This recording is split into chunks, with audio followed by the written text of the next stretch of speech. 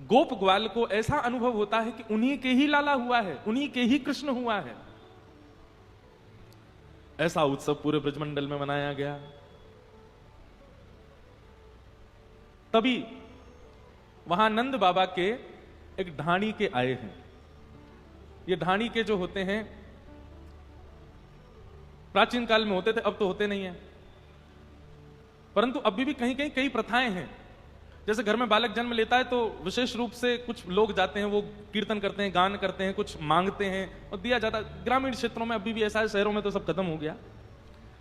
तो ये ढाणी के जो होते हैं, ये ढाणी के, इनका काम केवल एक ही है, इनके यजमान के यहां कोई सुख का कार्य होगा तो ये वहां जाकर के मांगते हैं, और जो मांगते हैं वो यजमान को देना पड़ता है। तो हमारे नंद बाबा के ढाणी के बेचारो, नंद बाबा को ढाणी को है, लेकिन वाकू कभी अवसर नहीं मिलो कछु मांगवे को। क्यों? नंद बाबा के कभी कछु भयो ही ना, नंद बाबा के यहां कोई बालक भयो ही ना। राजा का ढाणी का है, परंतु जीवन में कभी कुछ मांगने का उसको अवसर नहीं मिला।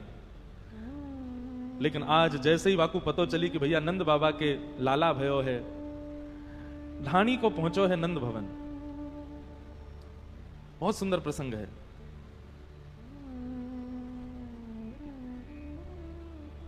तानपुरा कम करो, इसमें से हटाओ तानपुरा।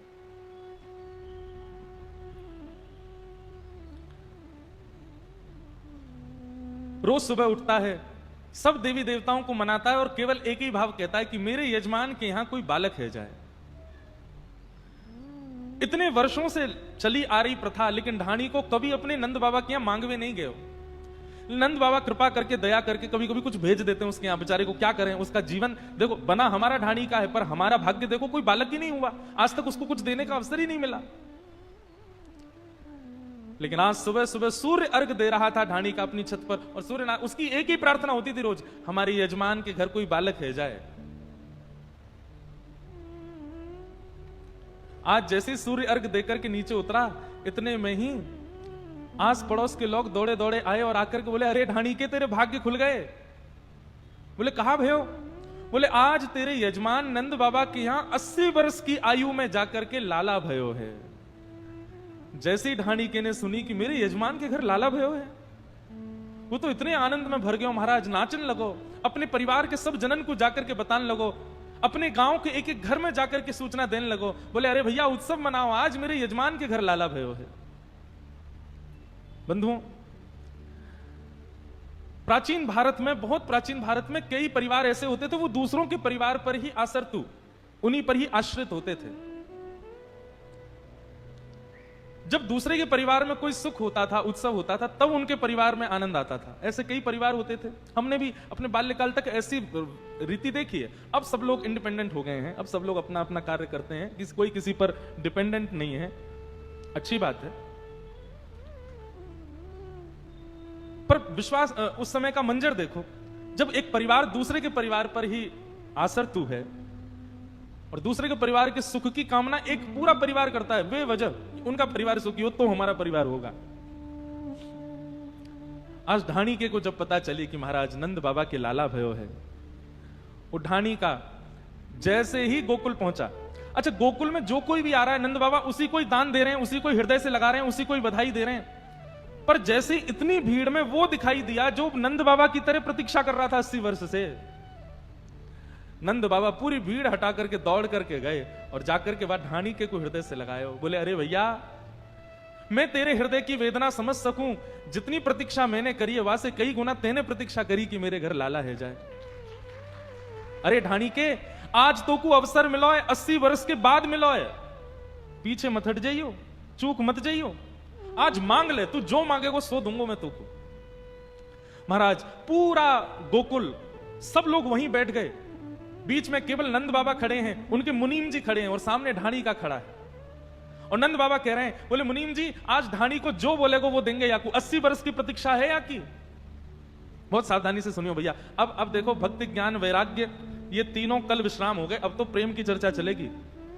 और प्रेम की चर्चा में ज्ञान वैराग्य से ज्यादा ध्यान की आवश्यकता है, इसलिए बहुत ध्यान से सुनना।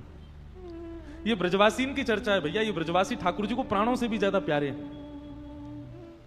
ब्रजवासियों देखो, आपको भजन करने के लिए, भक्ति करने के लिए, ठाकुर जी को रिझाने के लिए बहुत सारे उपाय मैं बता दूंगा, लेकिन ठाकुर जी के प्रिय यदि बनना हो तो ब्रजवासियों की तरह बन जाओ।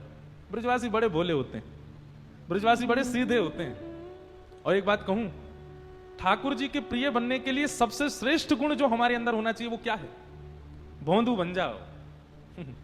जितने ज्यादा भोंदू रहोगे उतने ठाकुर जी को प्रिय रहोगे, और जितनी ज्यादा चतुराई उतनी ठाकुर जी से दूरी। सीधे रहो, सहज रहो।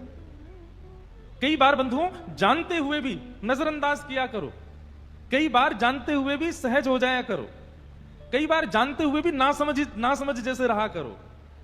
हर जगह निपुण होना आवश्यक नहीं है। सर्वगुण संपन्न होना अच्छी बात है संसार के लिए, पर ठाकुर जी के लिए नहीं। ठाकुर जी के लिए तो थोड़े ने अल्हड़ से रहो, थोड़े ने क्रैक रहो। सहज रहो। ढाणी को सामने खड़ो है और नंद बाबा कह रहे हैं, बोले आज पीछे मत हटियो, मांग ले, तू जो मांगेगो सो मैं तो को दूंगो। ढाणी को मांग रहे हो, ब्रज भाषा का पद है।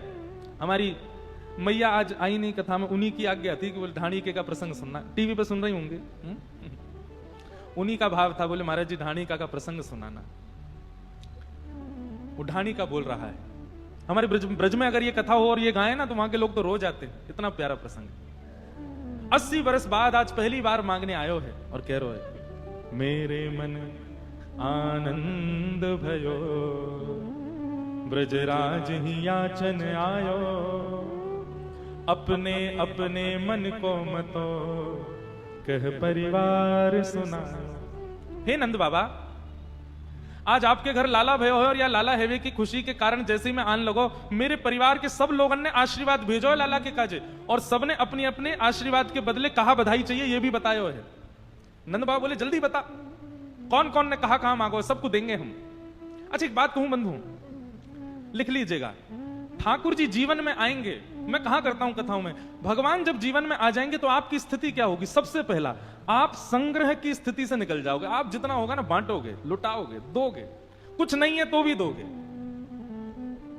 हमारे वृंदावन के कई संतों का ऐसा नियम है, वो सूर्यास्त से पहले पहले खाली कर देते हैं, अपनी जेब हो, अपना कमरा हो, कुछ नहीं रखते अपने पास। और ये बहुत बड़ी बात है। नहीं तो आज के युग में अपने आप से किसी वस्तु को बड़ी सहजता से किसी को दे देना, ये सबके बस की बात नहीं होती। पर ठाकुर जी जीवन में आएंगे तो सबसे पहला गुण आपका ये आएगा कि आप संग्रह नहीं करोगे, आप लुटाओगे, आप बांटोगे, आप दे दोगे। किसी ने गलती से कह दिया तुम्हारा यार लॉकेट बहुत बढ़िया, अच्छा इधर आ, ये ले। अब ऐसा नहीं कि वो बहुत प्रिय है तो ही दिया, नहीं, कोई मांग ले, ऐसी स्थिति हो जाती है। प्रिय को तो हर कोई दे देता है, पर अपरिचित को भी दे दोगे। ऐसे कई लोग देखे मैंने अपने जीवन में, और जब ऐसे लोगों को देखते हैं ना तो लगता है कि ठाकुर जी मिल गए इनको। और केवल वस्तु की बात नहीं, उनके हृदय में भी जो है, उनकी बुद्धि में भी जो है, उनके पास जो ज्ञान है, जो प्रेम है, वो बांट देते हैं सबको। ठाकुर जी जीवन में आते हैं तो लुटाने की स्थिति हो जाती है, बांटने की स्थिति हो जाती है, संग्रह की स्थिति नहीं रहती। नंद बाबा कह रहे हैं मांग, कहा चाहिए? बोले बाबा मैं आपके घर जैसे ही आने लगे हो, इतने में ही मेरो बड़ो भैया आयो, और बड़े भैया ने आकर के कही नंद बाबा के लाला भयो है, मेरी तरफ से आशीर्वाद दे के आइयो भैया, और मेरे काजे बधाई में कहा लेके आएगो? बोले बताओ कहा लाऊं? तो मेरे भैया ने कछु मांगो है बाबा ने, सुन लियो। नंद बाबा बोले बताओ। सब ब्रजवासी, लाखों ब्रजवासी बैठे हैं, सब सुन रहे हैं, और नंद बाबा बांट रहे हैं। तब ढाणी के को बोले, तेरो तात कहो समझाए राय सो, जाए शीशा दीजे, और 200 भैंस दूध मन मन की मेरे काजे लीजे। मेरी तरफ से नंद बाबा के लाला को आशीर्वाद देके आई, और भैया बदले में बधाई में 200 भैंस लेके आई हो। और कैसी भैंस? बोले एक भैंस के नीचे कम से कम 1 मन दूध होना चाहिए, ऐसी 200 भैंस। नंद बाबा बोले अरे एक बात बता, ये तेरो बड़ो भैया जो है काया की उम्र कितनी है? बोले बाबा मैं 90 वर्ष को है गयो, और मेरा सबसे बड़ा भैया जो है वो 150 वर्ष को है अभी। बोले 150 वर्ष को तेरो भैया 200 भैंसन के दूध में का नहावेगो? कहा करेगो इतनी भैंसन को? और भैया हम सब ब्रजवासी, हमारे यहाँ भैंस कछुना, हम तो देसी गैया रखे अपने यहाँ। और उस काल में तो विदेशी गैया होती नहीं थी, एक ही गैया होती। बोले हम तो गैया रखे, भैंस हमारे यहाँ ना है। बाबा मैं तो बस बता रहा हूं, मेरे बड़े भैया ने कहा मांगो। मुनीम जी अबे 200 भैंस जहां भी मिले मंगवा के इनके भैया को दो, ये कह रहे हैं तो इनको प्रदान करो। और ऐसी वैसी भैंस नहीं, एक एक मन दूध एक भैंस दे, ऐसी भैंस। आज के, अब मुझे तो पता नहीं है कितने की आएगी, क्यों? एक मन दूध देने वाली भैंस कितने की आएगी आज? 3-3.5 लाख रुपए की आएगी। ये गांव में ही रहते हैं ना पंडित जी, इनको पता रहती है, ग्वारियां ही है। इतनी महंगी आएगी आज भी अगर लेने जाएंगे तो। ऐसी 200 भैंस नंद बाबा बोले मुनीम जी मंगवा करके दो। और बता भैया और तो को कहा चाहिए? बोले मैं बड़े भैया की बात मान करके आने लगो। इतने में ही मेरे मजले भैया कहा, बोले तापा छे आछे समुझाए इनके जेठे भैया, वाके काजे दीजो बाबा सुभग 700 गैया। बड़े बड़े सबसे बड़े भैया के काजे 200 भैंस चाहिए, और बीच वालों भैया जो है का वहां ने भी आशीर्वाद दिया, और आशीर्वाद देकर के यूं कहिए कि नंद बाबा से जाके खूब आशीर्वाद दिया और मेरे काजे 700 गैया लेके आई, सुभग 700 गैया, खूब हुष्ट पुष्ट गैया। अच्छा एक बात कहें, ठाकुर जी जब प्रकट हुए थे ना, तब लोगों का व्यापार केवल और केवल दूध घी दही मक्खन इसी का ही होता था। मतलब गाय ही संपत्ति थी मानव की, उसी से ही सबके घर चलते थे, और विशेष रूप से वैश्यों के। 700 गैया। नंद बाबा बोले हाँ जे तेने हमारे बस की बात कही। हाँ भैया मुनीम जी लिख लो 700 गैया, 200 भैंस 700 गैया। और बता और कहा चाहिए? हाँ दोनों भैया की बात मान के आन लगो। इतने में ही मेरे 2 बेटा और हैं, उनके काजे और कछु चाहिए। बोले हाँ बता। मेरो बेटा बड़ो सुखदाई तैसे ही ताके साथी, वाके काजे दीजो बाबा मत मदा तो हाथी। मेरो बड़ो बेटा बड़ो सुखदाई है, और वो अपने सब सखान के साथ पूरे नगर में हल्ला करेगो कि भैया बधाई हो, नंद बाबा के लाला भयो है। मुंह से आके बोलने लगो मैं सबको बधाई दे के आऊंगा। मैंने की जा दिया? बोले ऐसे ना जाऊंगा, पहले नंद बाबा से मेरे काजे मतवारो हाथी लेके आओ, वह हाथी पे बैठ के अपने सखान के संग तब सब जगह बधाई दूंगो। नंद बाबा बोले भैया जाके काजे हाथी मंगवाओ, जाके चुरा के काजे हाथी। अब देखो कैसे उदार मना नंद बाबा। नंद बाबा ये नहीं कह रहे हैं कि भैया लाला भयो है, मेरे यहां कोई लक्ष्मी ना भैया जो तू मांगे ही जा रहा है। लेकिन नंद बाबा के हृदय में किंचित भी ये भाव नहीं, जो मांगे को सो देंगे। ये कृष्ण आने की स्थिति ऐसे ही होगी। ठाकुर जी आएंगे तो ऐसे ही हो जाओगे, ठाकुर जी आएंगे तो यही स्थिति बनेगी। देंगे एक मतवारो हाथी देंगे। और बताओ और क्या चाहिए? बोले छोटो सुत चंचल अति मेरो, लाड़ चाब को जोड़ा, वाके काजे दीजो बाबा 10 है राशि घोड़ा। बड़े बेटा के काजे हाथी, छोटे बेटा के काजे 10 घोड़ा, और हैरासी घोड़ा मतलब बढ़िया तंदुरुस्त घोड़ा। कोई सामान्य वस्तु नहीं मांग रहा है। नंद बाबा बोले देंगे। और बता और कहा चाहिए? अब जैसे ही नंद बाबा कहें देंगे, सब ब्रजवासी के नेत्र सजल हो जाएं, जय हो, धन्य है हमारे नंद बाबा, धन्य है ये लाला जो नंद बाबा के यहां जन्मो है। कैसा उदार मन है नंद बाबा को। बंधु घर में जब कोई बालक जन्म ले, दान पुण्य ये सब खूब करना चाहिए, उस बालक की प्रसन्नता के लिए, उस बालक के उज्जवल भविष्य के लिए खूब करो, उस बालक के स्पर्श करा करके करो। बोले मैं दोनों बेटा की बात मान करके आन लगो। इतने में ही मेरे बड़े बेटा को ब्याह भयो भी 7 महीना पहले। मैं जैसी दोनों बेटान की बात मान के आन लगो, इतने में ही मेरी बहू आई और घूंघट करके आई, और घूंघट में आकर के मुझसे बोली, बोले पिताजी आपको पता है मेरे पिताजी ने मेरा ब्याह आपके पुत्र से काई को कियो? क्योंकि हमको यह पता है कि आप नंद बाबा के ढाणी के हो, आपके घर में खावे पीवे की धन संपत्ति की कोई कमी ना है।